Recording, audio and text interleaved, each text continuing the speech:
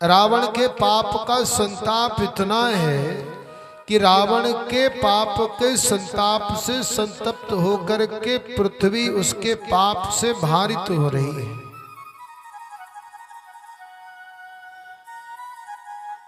लेकिन अब पाप से मुक्ति कैसे मिले?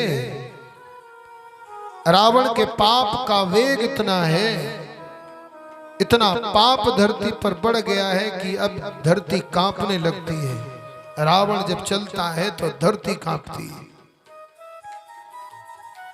लेकिन अब उस पाप से मुक्ति कैसे मिले? सो धरती भैया ने सोचा कि अब संसार में केवल एक योनि ऐसी है जिस पर पाप का प्रभाव नहीं होता है। बोले गौ माता की जय हो। संसार में केवल एक योनि ऐसी है गाय की जिस पर पाप का कोई प्रभाव नहीं होता। कितना पापी से पापी व्यक्ति क्यों ना हो, अगर उसने जीवन में गाय की सेवा का व्रत ले लिया है तो महाराज सारे पाप समाप्त हो जाएंगे। अभी अलग बात है कि हम लोग जितने थे सब गौ की सेवा करने वाले, गौ रखने वाले, और सबके घर में अब भैंसें ही मिलती है। गाय और भैंस उपजे दोनों समुद्र मंथन से ही है, लेकिन गायों को देवताओं ने लिया और भैंसों को असुरों ने लिया। और ये भी सत्य बात है कि आप भैंस का जितना दूध ग्रहण करेंगे, भैंस के दूध में केवल एक ही गुण है कि मलाई खूब होती है, घी खूब निकलता है। इसके अतिरिक्त जितने भी संसार के दोष हैं सब भैंस के दूध में। आज जितनी बीमारियां हो रही हैं ना, घुटनों में दर्द होने लगता है, बात पकड़ लेता है, कोलेस्ट्रॉल बढ़ जाता है, लीवर डैमेज होने लगता है, ये जितने भी रोग पैदा हो रहे हैं ना, वो सब वही भैंस माता की कृपा ही है। अब गाय दूध चूंकि इतना देती है, देसी गई अपने यहाँ की जो है, लेकिन महाराज अमृत इतना ही होता है। मात्रा चाहे जितनी आप इकट्ठी कर लो, मात्रा से दोष ही होता है, लेकिन अमृत का बूंद, दवाई आप खाते हो तो इतनी बड़ी होती है और वही दवाई असर करती है। घी इतना ही खाना चाहिए, वही असर करता है। आपके मन में कभी कोई संकल्प आए, आप गौ सेवा का व्रत कर लें। भगवान राम का जन्म ही गौ सेवा के व्रत से हुआ है। महाराज दिलीप के भी कोई संतान नहीं हो रही थी, वशिष्ठ जी के पास गए, वशिष्ठ जी ने कहा गैया मैया की सेवा करो, गैया मैया की सेवा करोगे, गैया मैया आशीर्वाद देंगी और तब जाकर के कुल चलेगा। आज भी है ऐसे कितने कितने लोग हैं। हमने इधर, हमको तो जो मिला, हम तो गौव्रती हैं, हम तो भैंस का दूध छूते भी नहीं है, नहीं लेते। ऐसा नहीं कि हमारी मिठाई खाने की इच्छा नहीं होती, होती है, लेकिन इच्छाओं को मारना पड़ता है। अगर आप व्रत लेते हो तो इच्छाओं को मारना पड़ता है। हम भी सोचते हैं कि बढ़िया मिठाई मिले, लेकिन पूछते हैं पहले किसके दूध की है। गाय के दूध की है तब तो ग्रहण करेंगे, नहीं तो नहीं करेंगे। क्या आवश्यकता है? मरते समय सबको गाय चाहिए। मरते समय सब चाहते हैं कि गैया मैया की पूंछ पकड़ने को मिल जाए। जीवन भर गैया को लठ मारी है तो अंत में गैया तुमको बेतरनी पार लगाएगी। बीच में जब जाओगे दे पूंछ पटकेगी वहीं की जय जय सीताराम और हो जाओगे। लेकिन अगर आपने जीवन भर गाय की सेवा किसी तरह से भी किया है तो विश्वास मानो अंतिम अवस्था में कोई हो ना हो, गाय अपने आप आकर के खड़ी हो जाएगी। ये हमने कितनी कितनी बार अनुभव किया। अगर ये चाहते हो कि हमको बेतरनी पार होना है, मरना सबको है, यहाँ अमर कोई नहीं है। और जन्मत मरत दुसह दुख होई, जन्म में और मृत्यु में दोनों में बराबर दुख होता है। अंतर सिर्फ इतना होता है कि उस स्मृति को समाप्त कर दिया जाता है तो जन्म के और मरने का दुख दिखता नहीं है। श्रीमद् भागवत कथा में कपिलोपाख्यान में इसका विशद वर्णन है। माँ के गर्भ में जब बच्चा आता है तो उस समय पर जब वो जीव समझने लायक होता है तो कितनी पीड़ा होती है। प्रार्थना करता है, प्रभु हमको इस भयंकर नरक से मुक्ति दे दो। अब हम संसार में जाकर के केवल आपका ही यजन करेंगे, आपका ही भजन करेंगे, किसी तरह से हमको इस नरक से बाहर निकाल। माँ जब तीखा खाती है तो संतान को तीखा लगता है, माँ जब खट्टा खाती है तो संतान को एक एक आभास होता है। और उस भयंकर नरक में पड़ा हुआ हम इस संसार में जब आते हैं तो अनेकानेक जन्मों की स्मृतियां होती हैं। उस समय जो हमने दुख अनुभव किए थे, जिन जिन जन्मों में हमने जो जो किया है, उस समस्त दुखों का स्मरण होता है। और उन समस्त दुखों के स्मरण के बाद हम भगवान से प्रार्थना करते हैं कि प्रभु अब हम कोई ऐसा कर्म नहीं करेंगे जिससे दुख भोगना पड़े।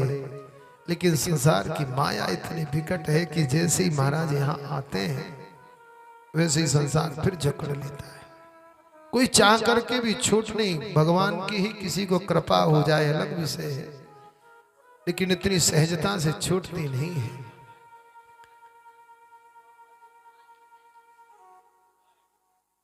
बोले रघुनंदन सरकार की जय हो। माया बहुत विकट है। अरे नारद जी जैसे लोग नहीं बचे तो हम आप किस खेत के मूली हैं भाई। बोलना बड़ा सरल होता है, लेकिन जीवन में उसका निर्वहन हो जाए ये केवल भगवत कृपा से ही संभव है। बड़ा कठिन। बड़े बड़े वक्ता होते हैं, ऋषि मुनि महात्मा, बताओ घर से किसी तरह से माया से निवृत्त होकर के पुत्र पुत्रादि छोड़ करके चले जाते हैं, लेकिन फिर ऐसी माया फंसती है कि गाड़ी में कम से कम गृहस्थों से दुगना सामान होता है बाबाओं की गाड़ी में। ये माया बाबाओं को भी नहीं छोड़ती है, तो हम आप तो भला कैसे बचेंगे। लेकिन अगर हम भगवान के नाम का आश्रय ले लें तो इस माया से भगवान किसी तरह से बचा लें। इस माया में फंस करके जो कष्ट होता है उस कष्ट से भगवान बचा लें। ये केवल गौ माता की कृपा से ही होता है। गाय और गुरु ये आपको भगवान से प्रत्यक्ष जोड़ते हैं। गाय और गुरु।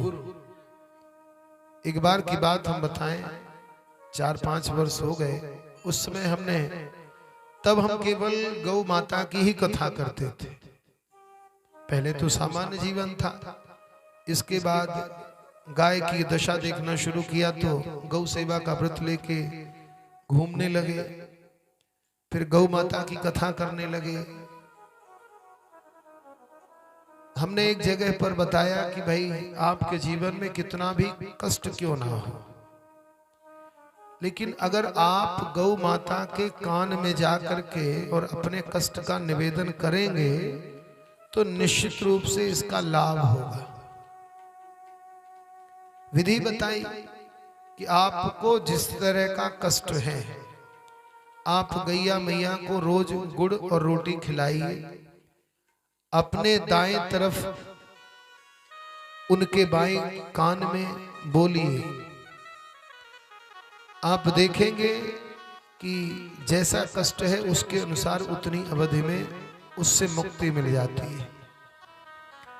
हमारी ही एक शिष्य परिवार की शिष्य जैसा भाव है। उन महिला ने कहा कि गुरुजी हमारे पास बड़ी समस्या है। हमने कहा भैया हम कुछ नहीं कर सकते। हमने बताया कि गौ माता है, हम वही इलाज बताते हैं, हम क्या करेंगे। अरे हम अपना जीवन सुरक्षित कर ले, ये तो होता नहीं है। हमने कहा केवल भगवान की कृपा, ये जाकर के गैया मैया से निवेदन करो। उन्होंने वैसा किया और 2-3 महीने बाद ही हमको फोन आता है कि गुरुजी हम भागवत सुनाना चाहते हैं, हमारा वो पूरा हो गया। आज अभी लगभग 2-3 महीने पहले आप लोग नहीं गए, राधे गए थे वहां पहली बार जहां आप गए थे। लड़का उनका आईएएस हो गया है। अभी 2 महीने पहले भी फोन आया था। हाँ, वो आपकी पहली कथा थी हमारे राधे भाई की। उस कथा में उन्हीं के यहाँ बहुत सामान्य परिवार, ऐसी भगवान की कृपा हुई कि घर भी उनका हो गया 2-3 सालों में, और लड़का अभी 2 महीने पहले आईएएस हो गया है। लेकिन उनकी श्रद्धा अब इतनी है गाय में कि जितना वो भगवान को मानती हैं उतना ही गाय को मानते हैं। जहां लगता था सारा संसार विपरीत है, आज ये अवस्था है कि सारा संसार उनके अनुकूल है। उसमें मेरी कोई महत्ता नहीं। ये गैया मैया की कृपा ऐसी है, मेरे जीवन में मैंने अनुभव किया है। पृथ्वी जब पाप से भारित होने लगी तो करे क्या, मुक्ति कैसे मिले? सुधेनु रूप धरी हृदय बिचारी, गई तहां जहां सुर मुनि झारी। गैया चाहती तो देवी का रूप, भाई पृथ्वी को क्या आवश्यकता थी कि गैया का रूप धारण करती? देवी का रूप भी धारण कर सकती थी, अप्सरा का भी स्वरूप धारण कर सकती थी। लेकिन पृथ्वी ये जानती है कि रावण के पापों से मुक्ति तब मिलेगी जब मैं गाय का स्वरूप धारण करूंगी। भाई किसी के ऊपर आप 2 कुंटल का बोझा लाद दो तो क्या वो कुछ सोच पाएगा? वो सोचेगा कब? जब उसके ऊपर से बोझा हटेगा तब। अब बोझा लदा है तो उसकी पीड़ा के मारे जान जा रही है, उसको कुछ समझ में आएगा क्या करे क्या ना करे। लेकिन जैसे ही बोझा कम हुआ तो दिमाग काम करना शुरू कर देता है। जैसे ही धैती मैया ने गैया का स्वरूप धारण किया वैसे ही दिमाग ने काम करना शुरू कर दिया, और तुरंत कहां पहुंची? देवताओं के पास। गई तहां जहां सुर मुनि झारी, जहां सारे देवता बैठे हुए थे।